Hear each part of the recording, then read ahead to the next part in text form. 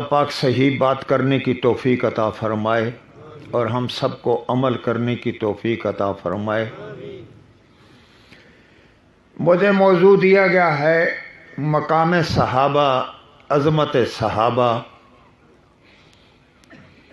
میں بغیر کسی تمہید کے، مختصر وقت ہے، چند باتیں آپ کی خدمت میں عرض کروں گا۔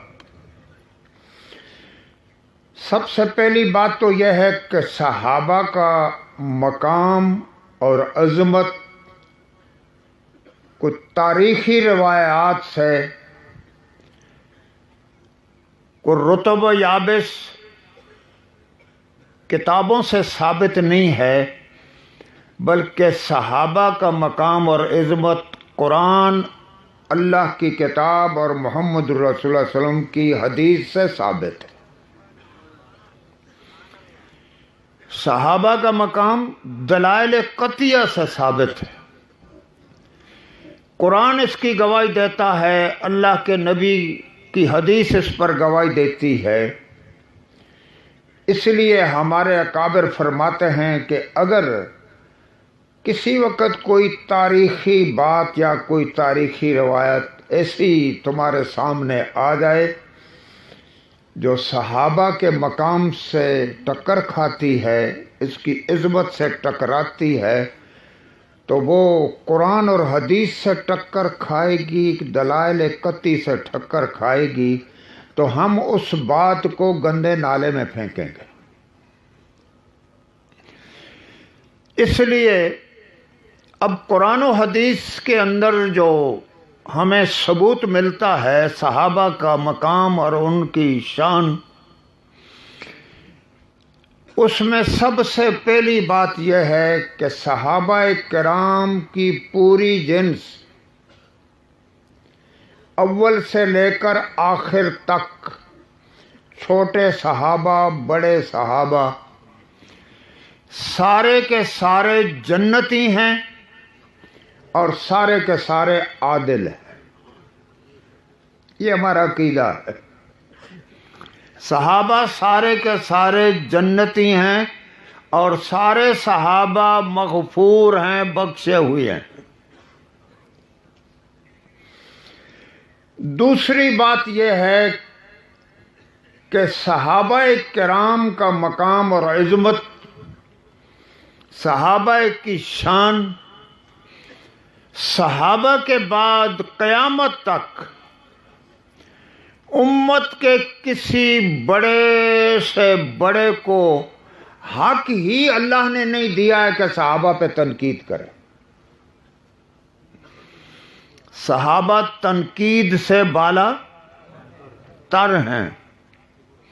کوئی آدمی اس دنیا میں اپنی عدالت جما کر صحابہ کے بارے میں فیصلہ نہیں کر سکتا، ان کے بارے میں قرآن اور حدیث نے فیصلہ کر دیا ہے۔ اور میرے محترم بزرگوں اور دوستو، تیسری بات یہ ہے کہ صحابہ کے بعد اس امت کے حق پر ہونے کی پہچان کیا ہے؟ ہم کس آدمی کے بارے میں یہ فیصلہ دیں گے کہ یہ آدمی حق پر ہے، یہ آدمی ایمان والا ہے؟ بعد کی امت کے ایمان پر ہونے کی پہچان، حق پر ہونے کی پہچان صحابہ سے محبت ہے۔ جو آدمی صحابہ سے بغض رکھے گا، ہاں، اس کی ایمان کی گواہی نہیں دی جا سکتی۔ جو آدمی صحابہ سے محبت نہیں رکھے گا، وہ آدمی حق پر نہیں ہو سکتا ہے۔ یہ تین باتیں میں نے آپ کی خدمت میں عرض کرنی۔ سب سے پہلی بات یہ ہے کہ صحابہ سارے کے سارے جنتی ہیں۔ آپ قرآن کو اٹھا کر دیکھیں، حدیث کو اٹھا کر دیکھیں، اللہ رب العزت نے صحابہ کی پوری جنس کی قرآن میں تعریف فرمائی۔ صحابہ کی ایک ایک نوع کی تعریف فرمائی، ایک ایک صنف کی تعریف فرمائی، اور صحابہ کے ایک ایک فرد کی تعریف فرمائی۔ جنس کے جنتی ہونے کی گواہی، ایک صنف کے جنتی ہونے کی گواہی، ایک نوع کے جنتی ہونے کی گواہی، اور صحابہ کے افراد کے نام لے کر بتلایا گیا یہ جنتی ہے۔ تو بچا تو پیچھے کوئی بھی نہیں نا۔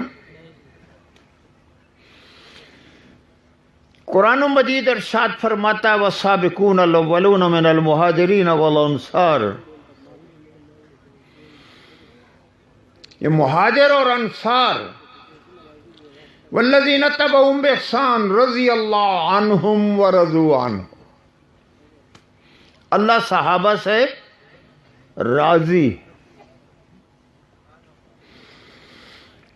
میرے دوستوں اور بزرگوں، یہ اللہ نے جو صحابہ کے بارے میں رضامندی کا جو فیصلہ فرمایا ہے، یہ کوئی ہنگامی اعلان نہیں تھا۔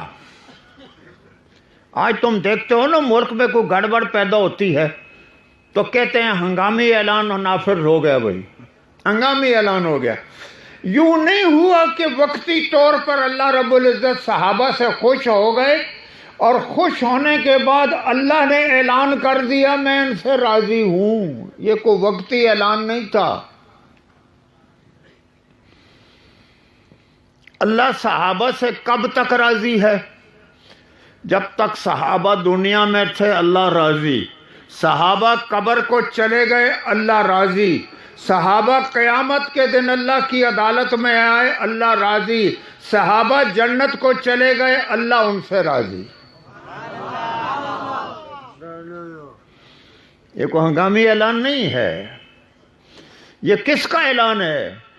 یہ کسی دنیا کے صدر کا اعلان نہیں ہے، کسی دنیا کے وزیر اعظم کا اعلان نہیں ہے جس بیچارے کو کل کا پتہ ہی نہیں کہ کل کیا ہوگا۔ دیکھو آج ایک آدمی کو ایک عہدہ دیا جاتا ہے اور 2 مہینے کے بعد اس کو معزول کر دیا جاتا ہے۔ کیوں معزول کر دیا جاتا ہے؟ اس کو پتہ ہی نہیں تھا کہ یہ کام کر سکے گا یا نہیں کر سکے گا۔ یہ اس کا فیصلہ ہے جو علیم و خبیر ذات ہے اللہ کی، جو زمانہ ماضی کو بھی جانتا، زمانہ حال کو بھی جانتا ہے، مستقبل کو بھی جانتا ہے۔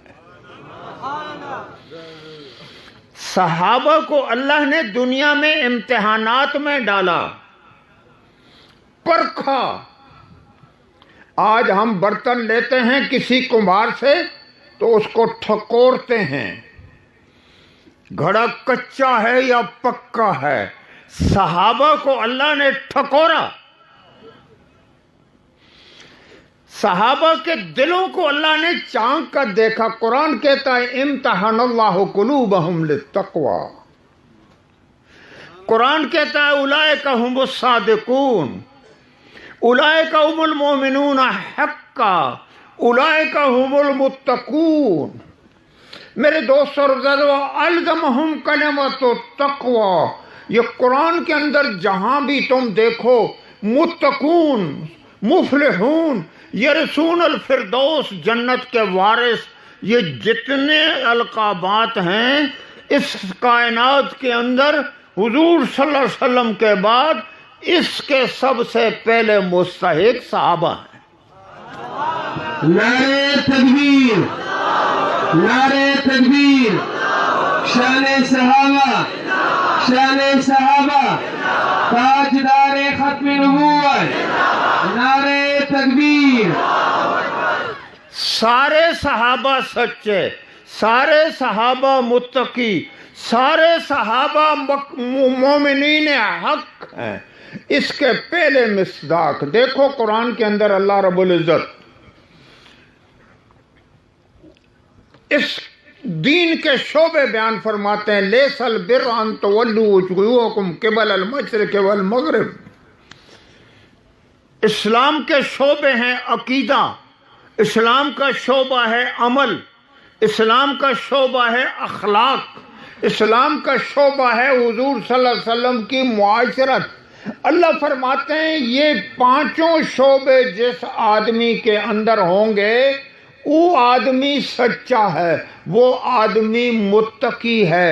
میرے محترم بزرگوں اور بھائیوں، یہ دل میں عقیدہ جما کے جاؤ کہ یہ پانچوں شعبوں میں سب سے پہلی سچی جماعت صحابہ کی جماعت تھی۔ اس آیت کے شعبے بیان کرنے کے بعد قرآن کہتا ہے جس آدمی کے اندر یہ پانچوں صفات موجود ہیں، اولئک هم الذین صدقوا، یہ سچے لوگ ہیں، اولئک هم المتقون، یہ متقی لوگ ہیں۔ اس کا پہلا مصداق صحابہ کرام ہے۔ صحابہ کو ٹھکورا گیا، امتحانات لیے گئے۔ حضرت بلال رضی اللہ تبارک و تعالیٰ عنہ کو مکے کے چودھری تیر لے کر تتی ریت پہ پکڑ کے جکڑ کے لٹا رہے ہیں اور تیر لے کے کھڑے ہیں، اور ابو جہل کہتا ہے بلال آج مان جا ہمارے 360 طاقت والے ہیں، اور بلال کہتا الاحد الاحد، میرا ایک اللہ طاقت والا ہے۔ ابو جہل کہتا ہے بلال ایک تیرا طاقت والا ہوتا تو ابو جہل یہاں جکڑا ہوا پڑا ہوتا اور تو نیزہ لے کے کھڑا ہوتا، لیکن آج معاملہ الٹ ہے، تو لیٹا ہوا ہے اور ہم 360 والے نیزے لے کے کھڑے ہیں، تو بے کس اور بے یار اور مجبور ہو کے کھڑا ہے، ہم طاقت والے، تو بے کس ہے۔ بلال کہتا ہے ابو جہل نہیں، طاقت والا وہ میرا ایک ہے۔ پھر بلال یوں تو لیٹا ہوا کیوں ہے، تو جکڑا ہوا کیوں ہے؟ کہتا ہے میں جکڑ کے بھی کہوں گا طاقت والا ایک ہے۔ پھر کیوں آ گیا تیرا طاقت والا؟ کہنے لگا وہ میرا طاقت والا خدا بلال کے کڑے کو ٹھکور رہا ہے، کچا ہے یا پکا ہے۔ جب پکا نکلا تو اعلان کر دیا رضی اللہ عنہ۔ یہ کوئی ہنگامی اعلان نہیں تھا۔ حضرت حذیفہ سہمی رضی اللہ تبارک و تعالیٰ عنہ، لمبا واقعہ ہے، وقت نہیں ہے، جب اس کو تیل کا کڑا گرم کیا گیا اور اس کے سامنے ایک آدمی کو کڑا میں ڈالا گیا اور اس کو کہا گیا حذیفہ مان جا اب ہماری بات، ورنہ تیرا حشر بھی یہی ہوگا، اس کڑا میں تجھے ڈال دیا جائے گا۔ میرے دوستوں اور بزرگوں، حذیفہ سہمی اس کڑا میں تیل کے اندر اپنے آپ کو چھلانگ لگانے کے لیے جا رہے ہیں، تیار ہیں، چھلانگ رہے ہیں، جان قربان کرنے کے لیے تیار ہیں، لیکن حضرت حذیفہ سہمی رو رہے ہیں۔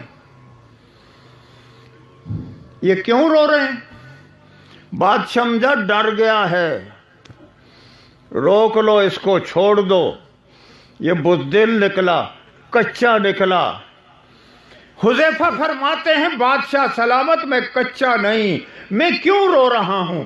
اس لیے نہیں رو رہا کہ تیل میں جل جاؤں گا، اس لیے رو رہا ہوں کہ مجھے شرم آتی ہے، مجھے حیا آتا ہے کہ میں قیامت کے دن اللہ کو کیا منہ دکھاؤں گا کہ ایک جان اللہ کے لیے قربان کر رہا ہوں۔ رو اس لیے رہا ہوں، یہ ایک جان کی بازی لگانی یہ کون سی قربانی ہے؟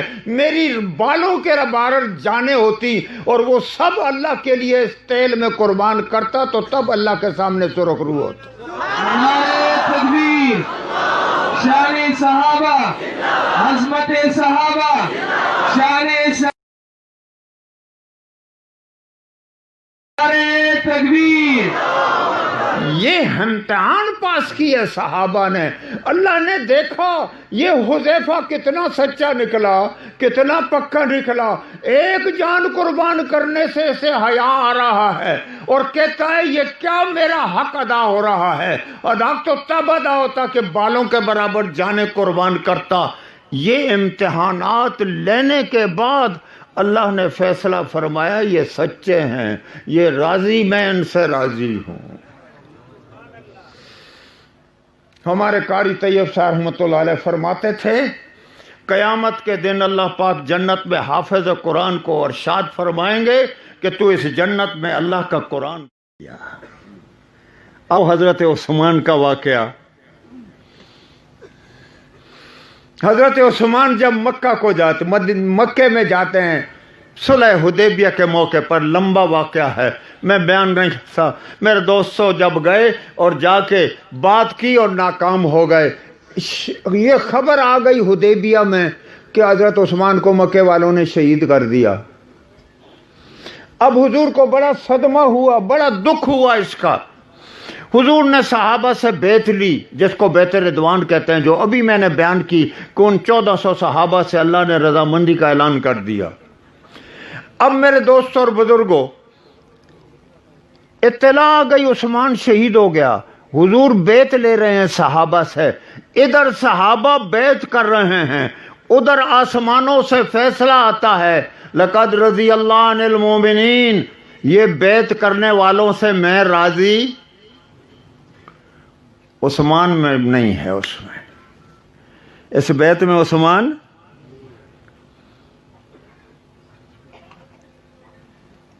قربان جائیے صحابہ پہ۔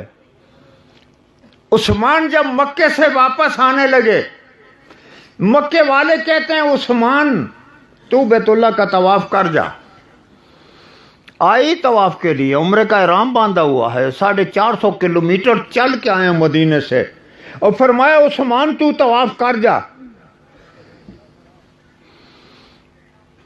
میرے دوستو، ایک طواف پر اللہ کی 60 رحمتیں نازل ہوتی ہیں،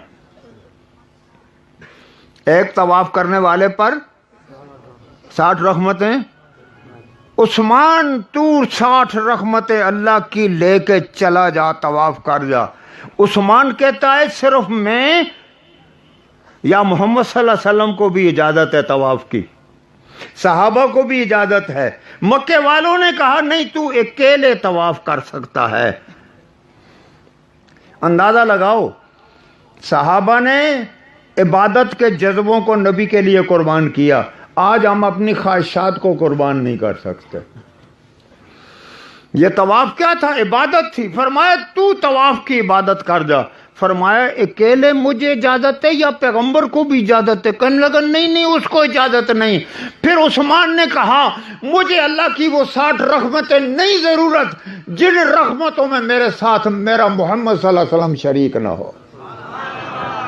نعرے تکبیر، نعرے تکبیر، تاج و تخت ختم نبوت، تاجدار ختم نبوت، شان صحابہ، نعرے تکبیر۔ اب بغیر طواف کے عثمان واپس آ گئے، قربانی دی یا نہیں دی؟ اب اللہ کے نبی نے بھی عثمان کو اعزاز دیا، فرمایا تو اتنی قربانی تو دیتا ہے، اب میں تجھے اعزاز دیتا ہوں۔ جب حضور بیعت کر رہے ہیں، حضرت عثمان بیعت میں موجود نہیں، سب صحابہ بیعت کر چکے، عثمان بیعت سے محروم ہے۔ حضور نے دایاں ہاتھ اٹھایا، فرمایا یہ میرا ہاتھ ہے، بایاں ہاتھ اٹھایا، فرمایا یہ عثمان کا ہاتھ ہے، اگر عثمان زندہ ہے تو آ کر بیعت کر لے گا، اگر عثمان شہید ہو گیا ہے تو عثمان کی جگہ میں خود اپنے ہاتھ پہ بیعت۔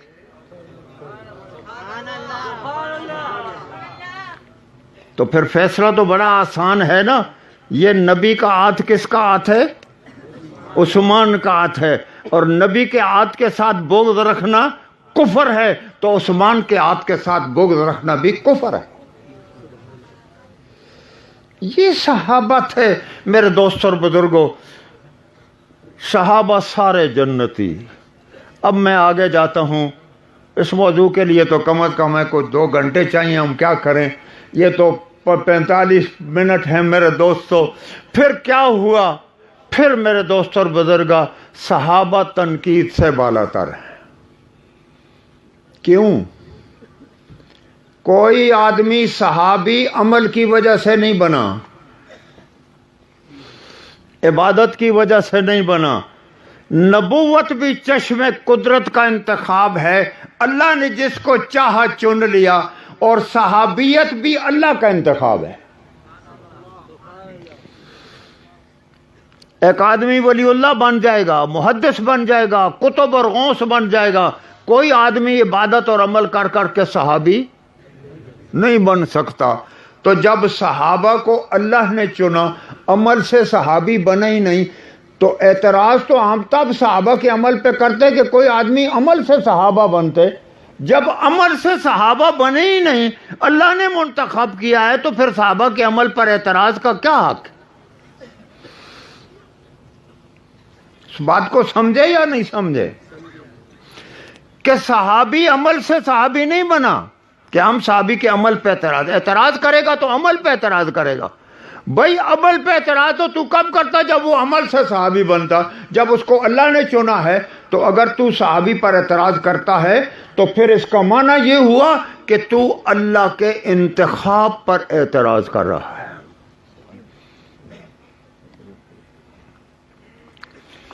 اللہ کے کہ اللہ نے غلط انتخاب کیا، اللہ یعوذ باللہ۔ اس لیے تمام صحابہ تنقید سے بالا تر ہیں۔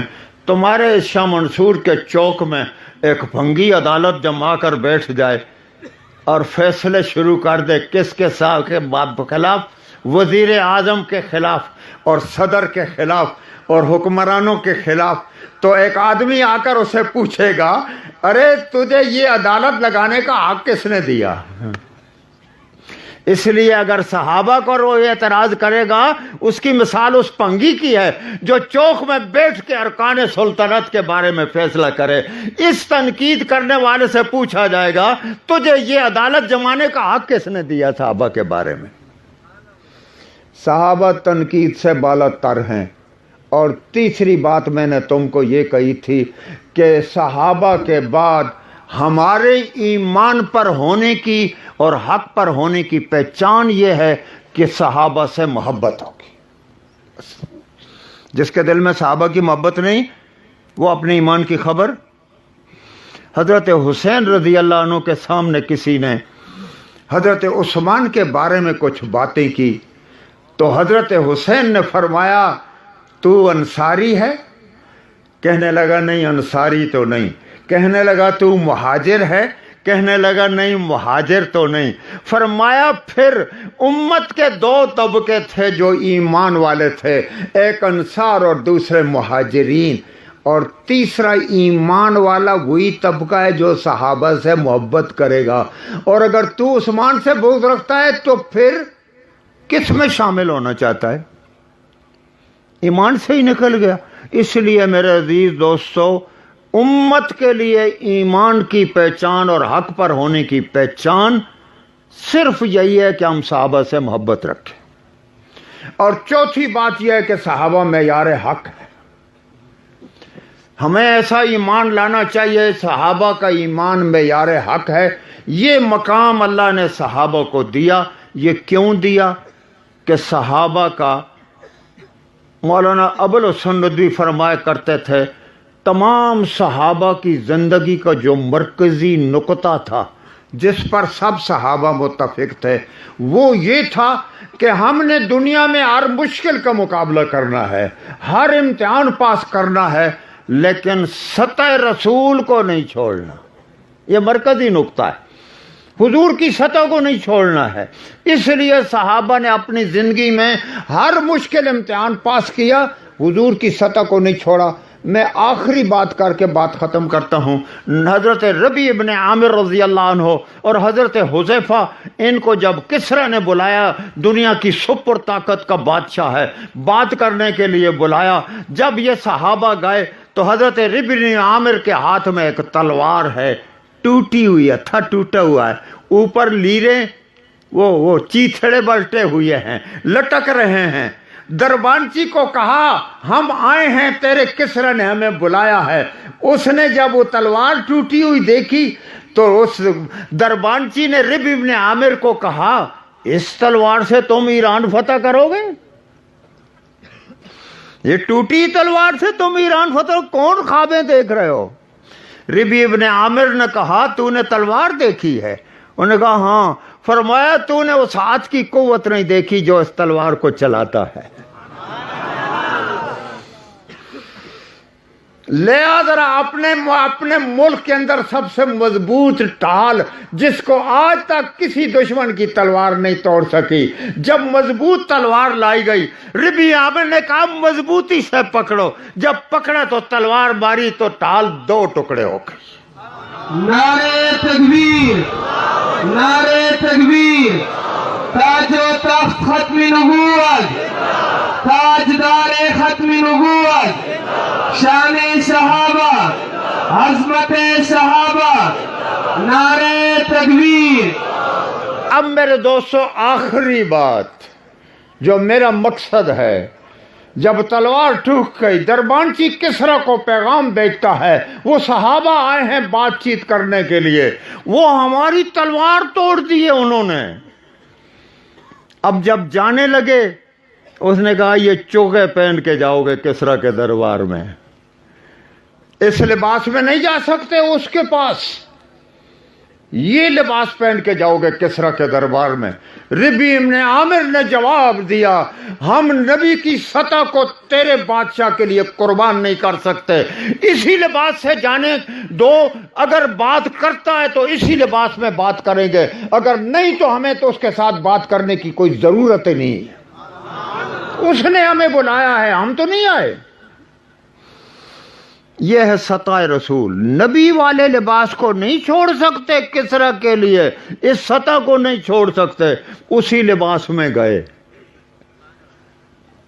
अब किसरा कुर्सी पे बैठा हुआ है, हजरत रबी इब्न आमिर और हजरत हुदैफा सहाबा खड़े हैं। अब रबी इब्न आमिर कहता है बात नहीं कर सकते तेरे साथ, हमारे नबी की ये सतह नहीं है, हमारे नबी का ये तरीका नहीं है, या हमारे लिए भी कुर्सियां मंगवा और या तू भी खड़ा हो जा। हमारा नबी जब हम बैठते थे तो नबी भी बैठा हुआ होता था, जब उस नबी खड़ा तो ना तो हम भी खड़े होते थे। ये हमारे नबी का तरीका नहीं था कि नबी बैठा हुआ और साहबा सामने खड़े हो, इसलिए या तू भी खड़ा हो और या हमें भी कुर्सी पे बैठा। ये सताए रसूल है मेरे दोस्त और बुजुर्गों, हम नबी के तरीके को तो तेरे लिए नहीं कुर्बान कर सकते। किसरा ने कहा ये कहां के पागल आ गए हो, इनको निकालो। और कैसे निकालो? बदबख्त ने अपने ख्याल में एक काम किया, कहने लगा एक मिट्टी का टोकरा भरो ईरान की मिट्टी का और इस रबी के सर पे रखो और रख को इसको दरबार से निकाल दो, ये बात करने के काबिल ही नहीं है। अब रबी में आमिर ने ईरान की मिट्टी सर पे रखी और रख कर दरबार से निकला, तो दरवाजे से निकलते हुए दरबानची को पैगाम दे गया कि जाके किसरा को कह देना ईरान की मिट्टी तूने अपने हाथ से हमारे हवाले कर दी, अब ईरान हमारा हो गया, ईरान हमारा हो गया बस, अब कोई बात नहीं है, ये मिट्टी तूने खुद हवाले कर दी। अब किसरा वहमी था, बेचारे को फिक्र पे गई, ये मैंने क्या किया, कहा ढूंढो उनको सहाबा को, कहाँ थे रबी इब्न आमिर, वो ईरान की मिट्टी लेके गए, अल्लाह ने ईरान सहाबा को दे दिया। ये था सहाबा ने सतह रसूल को नहीं छोड़ा। मेरे दोस्तों मरकजी नुक्ता है, हम दुनिया की हर मुश्किल का इम्तिहान करेंगे, हम नहीं किसी की सतह के पाबंद, हम हुजूर के पाबंद हैं, उस सतह पे पाबंदी करेंगे। व आखिर दावाना अल्हम्दुलिल्लाहि रब्बिल आलमीन।